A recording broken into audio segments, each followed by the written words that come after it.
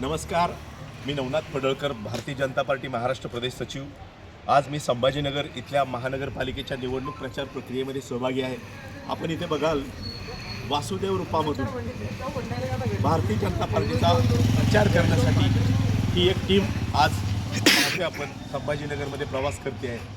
प्रभाग क्रमांक 27, 28, 22, 23 या सर्व परिसरामध्ये ही प्रवास करतायत। ही सर्व मंडळी खरं तर जालना जिल्ह्यातून आलेली आहेत, काही इथली आहेत।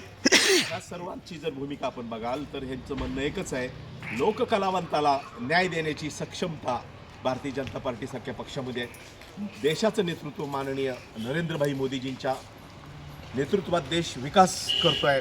राज्याचे एक सक्षम आणि निर्णयक्षम महाराष्ट्राचे मुख्यमंत्री माननीय देवभाऊ अर्थात देवेंद्रजी फडणवीस साहेबांच्या नेतृत्वात राज्याचा विकास होतोय।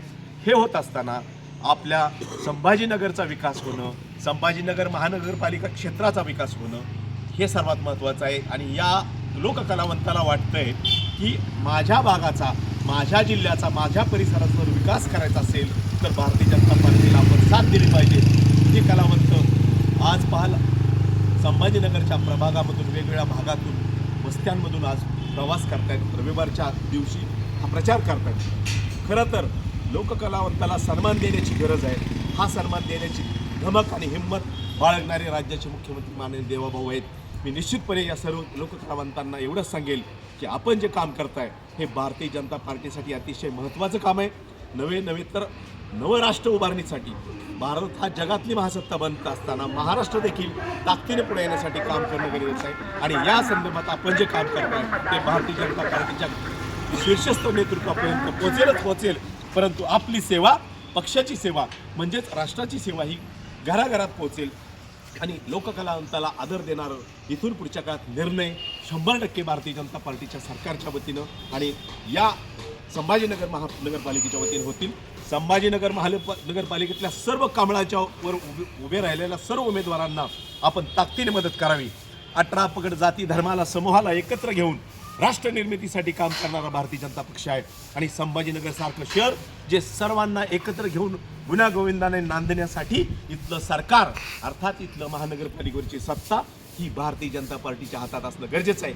देशाचा, राज्याचा विकासाची गंगा 100% आपल्या गल्लीबोळामध्ये पोहोचवण्याचं काम आपले लोकप्रतिनिधी करतील।